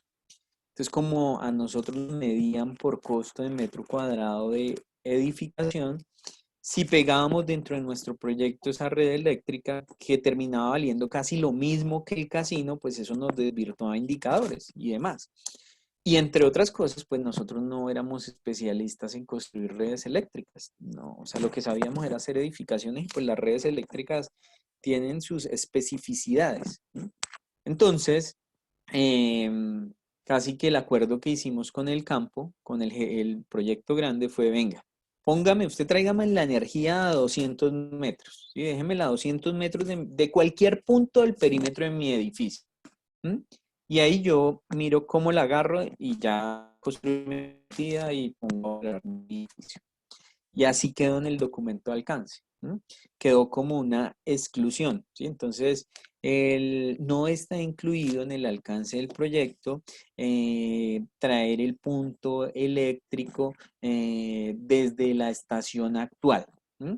Será responsabilidad del cliente poner el punto eléctrico a 200 metros del perímetro de la edificación en tales condiciones, ¿sí? De tal forma. Y ya. Conclusión, ellos que tenían esa parte, o sea, esa red era necesaria para que operara nuestro proyecto, pero no estaba incluido en el alcance de nuestro proyecto. Ellos que la tenían amarrada por allá a otro proyecto, al otro proyecto, en algún momento por error o no sé qué, la sacaron. Lo cierto fue que el tema se embolató y faltando como 3 meses para poner el edificio en operación, pues nosotros les dijimos, oiga, aquí ya va a llegar con la red eléctrica y los manes no la habían ni siquiera arrancado. Y como todo, eso derivó, eso derivó en que, digamos que tuvimos después que hacerle un control de cambios a nuestro proyecto porque al fin los manes no salieron con nada. Pero mientras hacíamos un control de cambios al proyecto que en una entidad pública puede ser un proceso tortuoso, se fueron un par de meses y demás. Conclusión, tocó casi que terminar la obra, dejarla ahí quieta mientras se hacían unas modificaciones administrativas y luego volver a reactivarla. Y ustedes saben, los que han trabajado en construcción, que lo peor que le puede pasar a uno es que una edificación que se construya no se ponga inmediatamente en operación, ¿sí? Se deterioran los equipos, se empiezan a perder cosas, surgen sobrecostos. Conclusión, después superamos esa vaina, hicimos el control de cambio, digamos que nos tocó, ellos acercaron un poco más la red eléctrica, nosotros nos inventamos ahí otra solución a nivel de ingeniería y demás, pero eso tuvo algunos sobrecostos para el proyecto, nada descomunal, pero al final sobrecostos. Después llegó la Contraloría a preguntar por ese proyecto y abrieron una indagación preliminar indicando que había un presunto detrimento patrimonial porque, ¿sí?, el hecho de no haber planeado adecuadamente el proyecto implicó que se generaran sobrecostos y eso se llama detrimento patrimonial. Para salir de todo el rollo, lo que nos salvó fue el documento del alcance, ¿sí? Porque el documento en una empresa, al interior de una empresa, uno no firma con otras áreas contratos, uno lo que firma es un documento de alcance y el documento de alcance es como ese acuerdo interno, ¿sí?, con otra área. Entonces eso fue como lo que nos salvó. Entonces de ahí es que yo siempre que la gente construye enunciados de alcance les digo que hay algunos criterios esenciales que hay que poner. Por ejemplo, los puntos de conectividad, siempre ojalá ponerlos en el alcance. La localización específica, ¿sí? Es decir, si el cliente dice que el punto tiene que ser acá, uno en el alcance debe decir que por solicitud del cliente la localización es esta.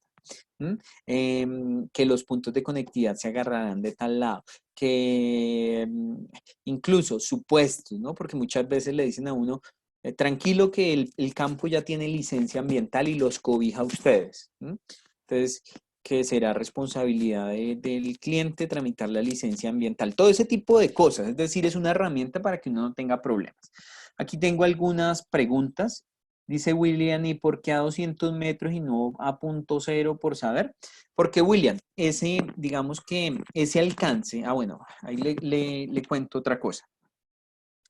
El alcance normalmente uno lo crea en fase 2 y después lo actualiza en fase 3, ¿sí?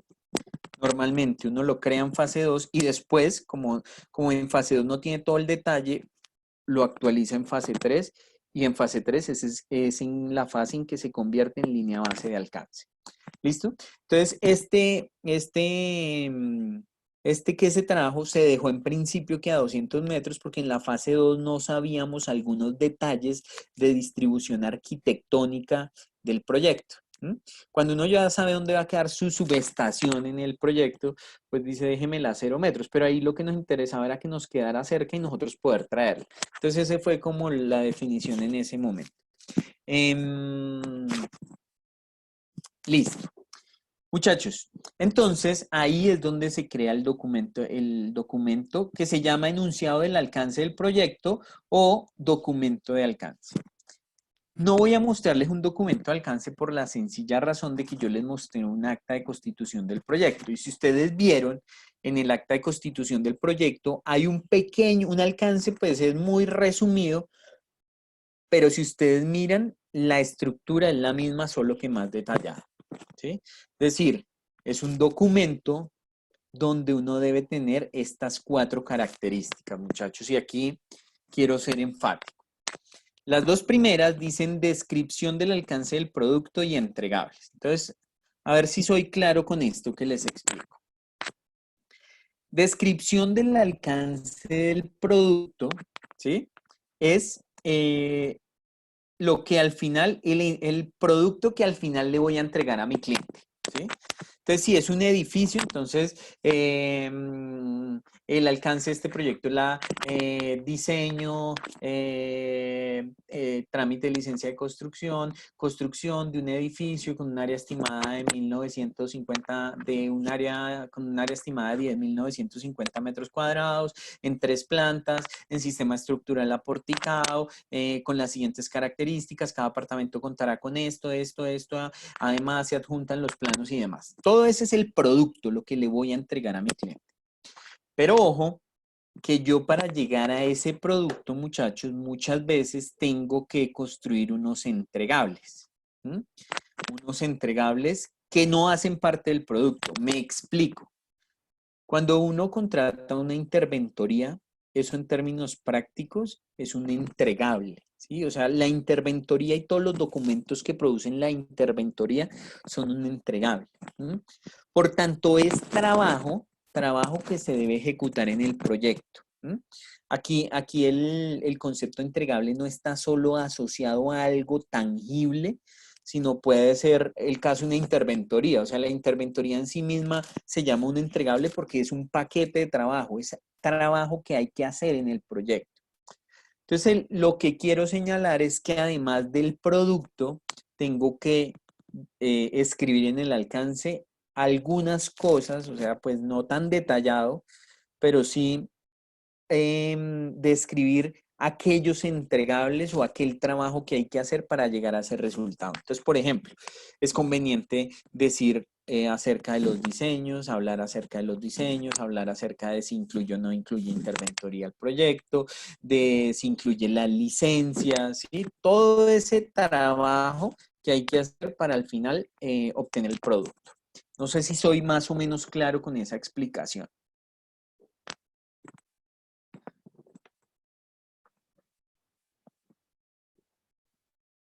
Listo.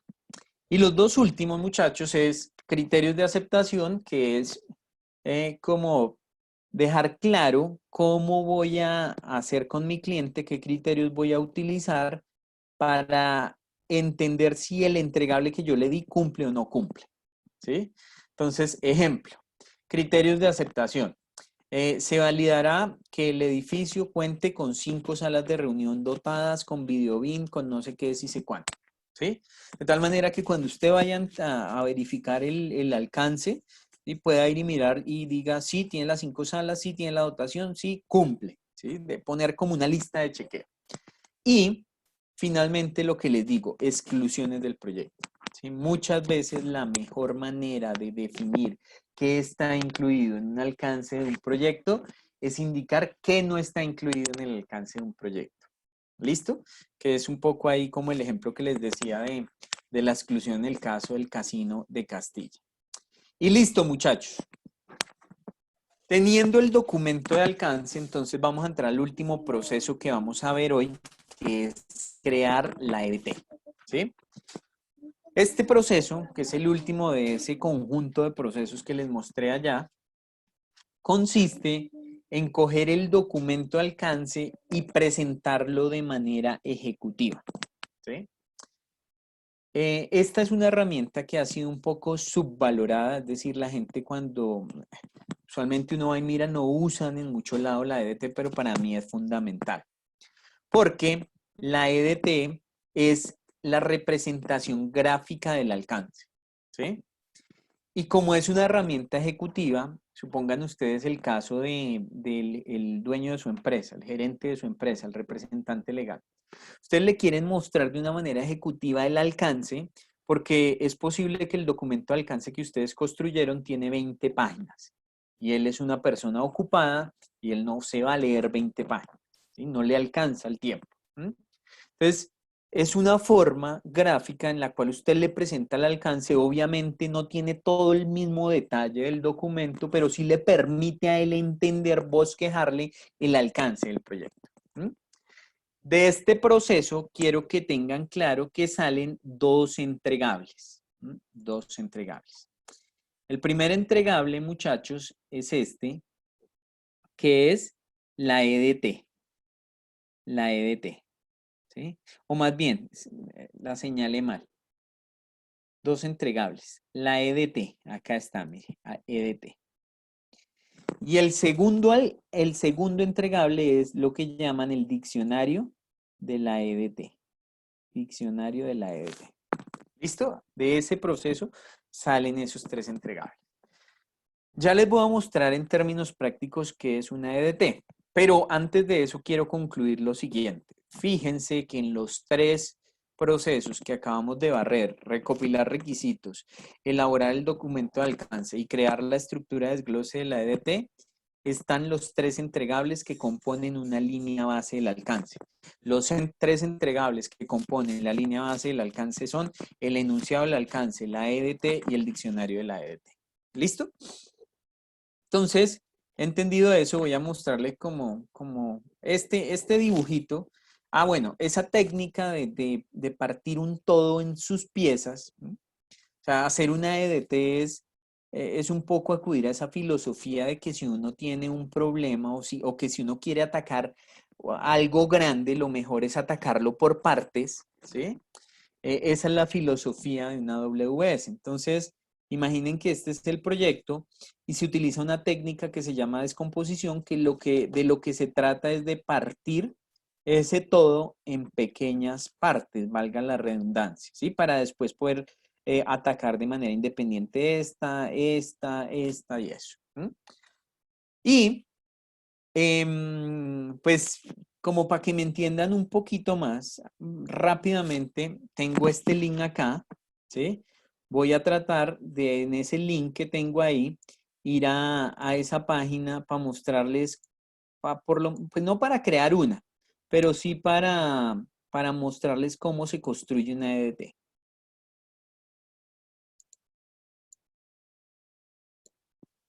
Entonces, espérenme un segundito, abro aquí la página.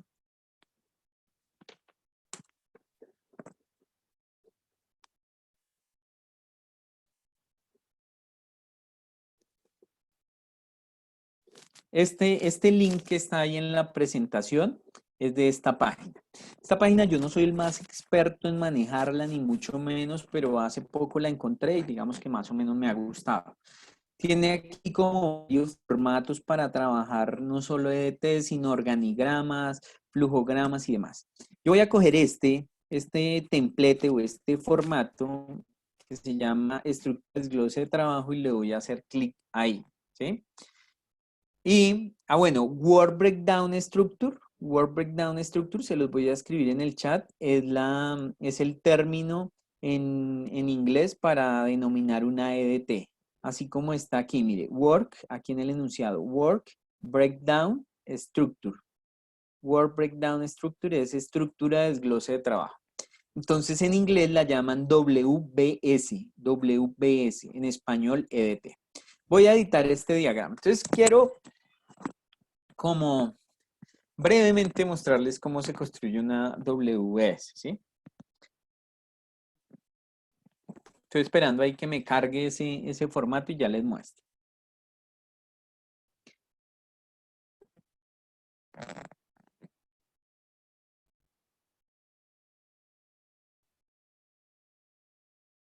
Un poquito lenta la página, vamos a ver, o mi internet, pero ya nos carga. Voy a darle que tal vez más tarde y bueno. ¿Están viendo ya ese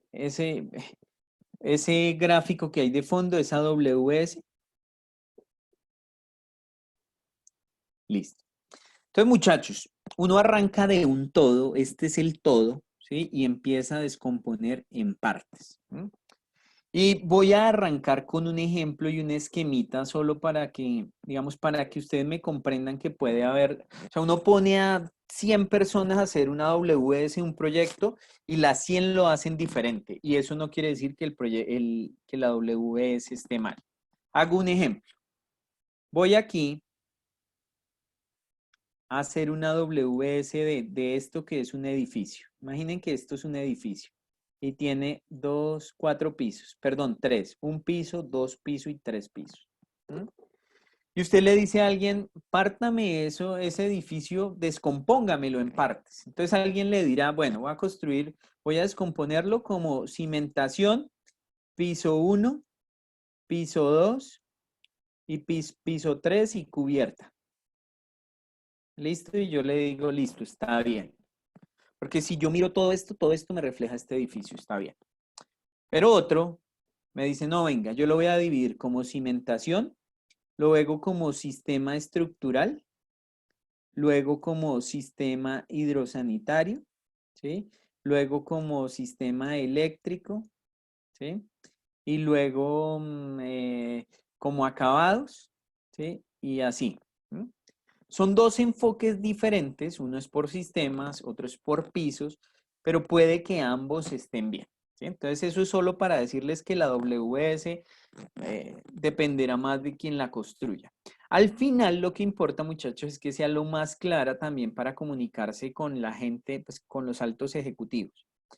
Entonces acá, lo primero es tener en cuenta que esta está creada por niveles. Cada uno de estos se llama un paquete de trabajo. Entonces tenemos paquetes de trabajo del primer nivel. ¿Sí? Entonces este va a ser el 1. Este será el 1-1. Este 1 de adelante lo que significa es que es hijito de este proyecto. Entonces es 1-1, un paquete de trabajo. 1-2, 1-3 y 1-4. Todos estos entregables que aquí aparecen en verde son entregables de segundo nivel. Yo no sé por qué dije de cuarto. De segundo nivel. ¿No? De segundo nivel. O sea, los hijitos del nivel 1 son nivel 2. Estos serán de tercer nivel. Este que es hijo de este al parecer, será de cuarto nivel. ¿Sí? Y así. Normalmente cuando uno construye una WS, yo le digo a mis estudiantes que máximo 4 o 5 niveles, no más, ¿sí? ¿Por qué? Porque si usted arma una ramificación hasta el nivel 10, ya pierde su esencia, que es que alguien la pueda entender e interpretar. Entonces, normalmente hasta cuarto o quinto nivel. Lo otro que hay que tener en cuenta es que nunca se debe llegar a nivel de actividades. Es decir, si aquí usted me tiene una actividad que es excavación manual, yo le digo esa WS está mal. Porque estos son paquetes de trabajo. Es decir, deben ser conjuntos, ¿sí? De actividades o demás. Nunca paquetes de trabajo. Entonces, si ustedes van a construir, por ejemplo, el del casino, el del casino que les he contado, un edificio, yo normalmente el enfoque que le doy es por fases del ciclo de vida. Me gusta trabajarla por fases del ciclo de vida. Entonces lo que hago es que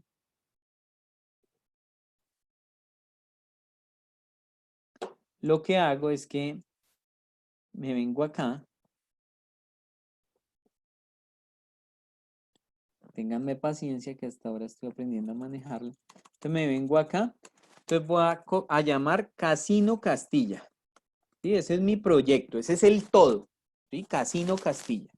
Y recuerden que esto tiene un diccionario de la WS, es decir, por allá hay un archivo que dice que el pack, bueno, y este será el número 1, ¿no? Entonces lo voy a llamar 1.1 Casino Castilla, este es el 1.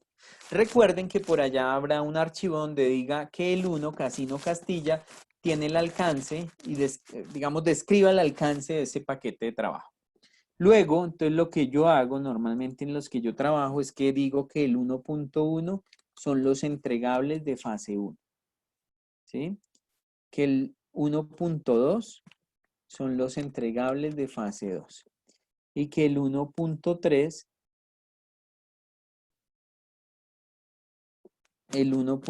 son los entregables de fase 3.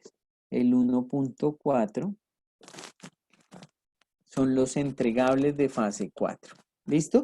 Y acá me falta una fase 5 en el modelo de ciclo de vida proyecto que yo trabajo.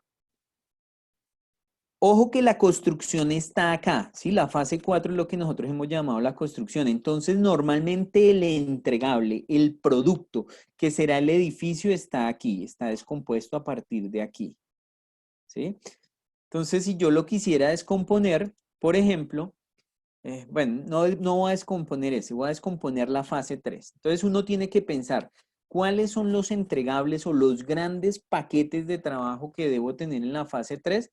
Entonces, de pronto dice uno, a ver, hay uno primero que sería el 1.3.1, que son los diseños, ¿sí? Un paquete de trabajo son los diseños. Y ya si alguien quiere hilar más fino, puede sacarle a este 1.31, que son los diseños, entonces hijitos que son el arquitectónico, el estructural, el eléctrico y demás. Yo no voy a llegar hasta ese nivel por mostrarles a ustedes, voy a dejarlo hasta este nivel. Entonces en la fase 3 un gran paquete va a ser diseños. De pronto entonces digo, ojo, en la fase 1 otro gran paquete, ¿sí? Que yo no sé por qué salió el mismo color que el anterior, pero bueno, no importa. Este 1.3.2 van a ser licencias, ¿sí? Licencias, que es otro gran trabajo que me toca hacer. Permítame un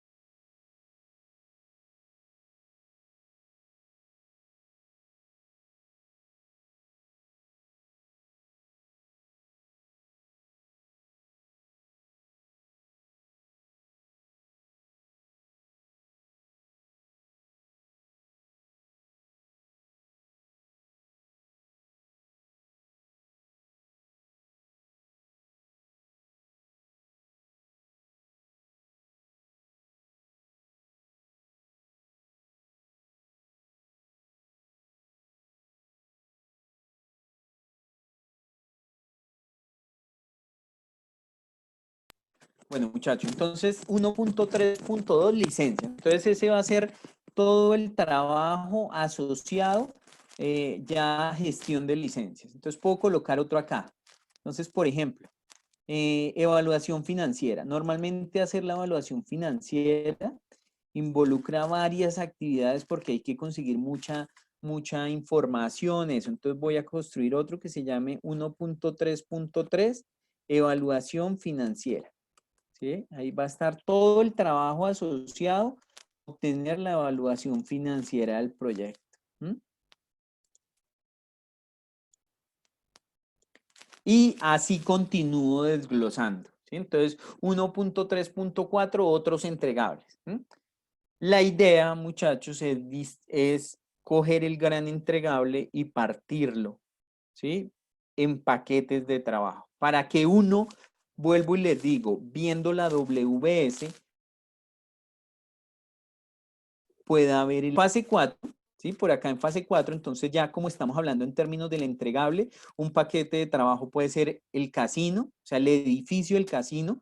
Otro entregable, por ejemplo, otro paquete de trabajo puede ser el urbanismo, ¿sí? O sea, lo parto como edificio y urbanismo. Y otro incluso la interventoría, ¿sí? Porque los dos primeros que mencioné, el edificio y el urbanismo, son tangibles, pero recuerden que también hay que poner todo ese trabajo que, si bien es cierto al final no se va a ver, es necesario para alcanzar el proyecto, para alcanzar ese resultado único. Por favor, confírmenme vía chat si más o menos hasta ahí me captan la idea, si me entienden lo que digo.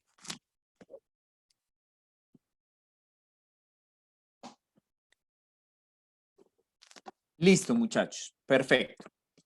Remato con esto, con dos cositas y ya nos vamos a descansar. Aquí, en la presentación que... Espérenme, corro esto. Aquí en la presentación que tengo ahí, entonces, solo quiero mostrarles el diccionario de la WS, ¿sí? ¿Cómo es un diccionario de la WS? Este es un ejemplo muy, digamos, pedagógico. ¿Mm?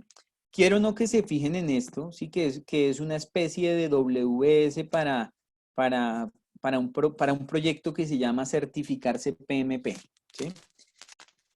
Es muy, muy tontico, pues, ese ejemplo.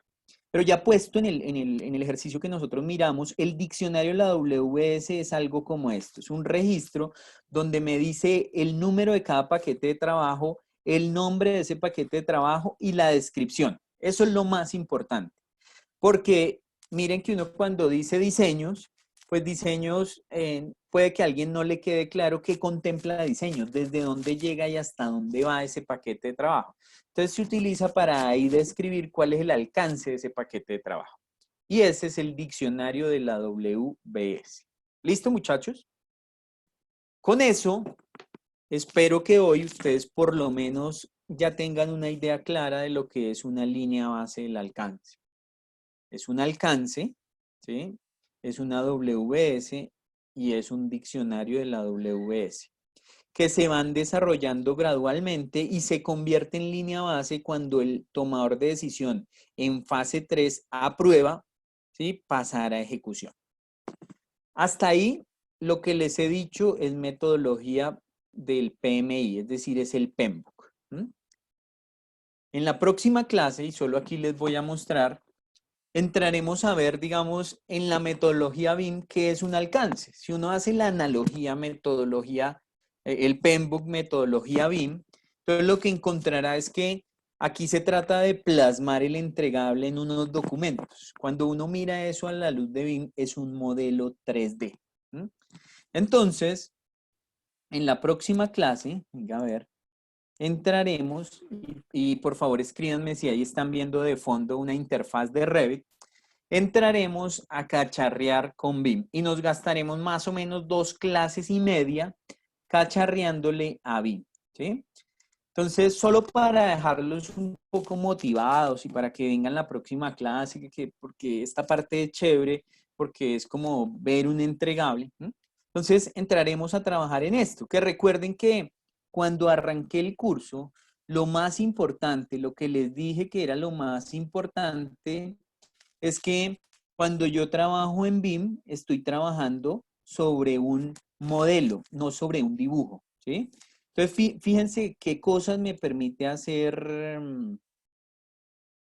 Sí, Pilar, seguramente por lo que este es un poco, un tanto pesado, ¿sí? Entonces ahí se empieza a poner un poquito pesada la comunicación. pero finalmente van a ser estos 3 minuticos, porque este modelo que les estoy mostrando es un dato pesado. ¿Sí? Voy a mostrarlo así, para que sea un poco más liviano. Entonces, muchachos, esto que ven acá es un modelo. Como es un modelo y no un dibujo, me permite cosas como este. Voy a ir acá, en la pestaña izquierda, y me voy a parar en el navegador de proyectos. Y en planos de planta le voy a decir que me lleve al nivel 2.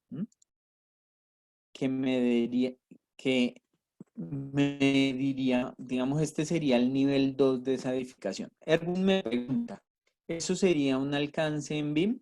Erwin, para ser absolutamente sincero, en BIM no se habla de alcance, sino se habla de dimensiones.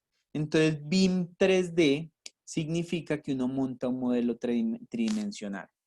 Más es mi conclusión y de cara a este curso, que recuerden que este curso tiene un objetivo de integrar metodología PMI con metodología BIM, mi interpretación es que la analogía, ¿sí?, de lo que es en metodología en el PMBOK, una línea base de alcance que es en documentos y demás, en BIM es un modelo 3D. Es decir, más que sean exactamente iguales, es una analogía que yo hago. ¿Listo? Entonces, en BIM 3D estoy trabajando sobre un modelo y miren las que me permite BIM. Me permite que yo, por ejemplo, aquí en vista 3D, vaya y coloque cámara, ¿sí? Y ponga una cámara aquí como si fuera una cámara fotográfica y tome una fotografía.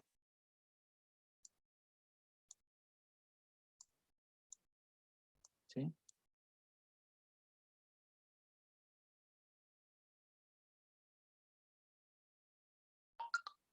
Y si quiere, aquí le pongo algo de color, ¿sí? Y me salen vainas como estas.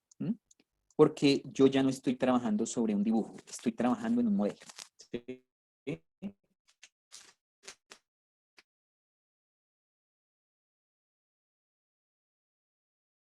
Dejarlos un tanto motivados y que me acompañen en la siguiente sesión. Esperemos que la comunicación funcione bien. Muchachos, nada, de resto agradecerles. En la siguiente clase vamos a empezar a elaborar un modelo desde cero, ¿sí? Y voy a tratar de mostrarle algunas de las herramientas más prácticas para que ustedes las utilicen y le cacharreen. Espero que haya sido de su agrado, de su provecho este curso. Nos vemos si Dios quiere. Hoy es miércoles, nos vemos el viernes. ¿Listo, muchachos? Que estén muy bien. No olviden colocar sus nombres, poner sus nombres por aquello del tema de la asistencia. ¿Listo? Una feliz tarde para todos. Muchas gracias.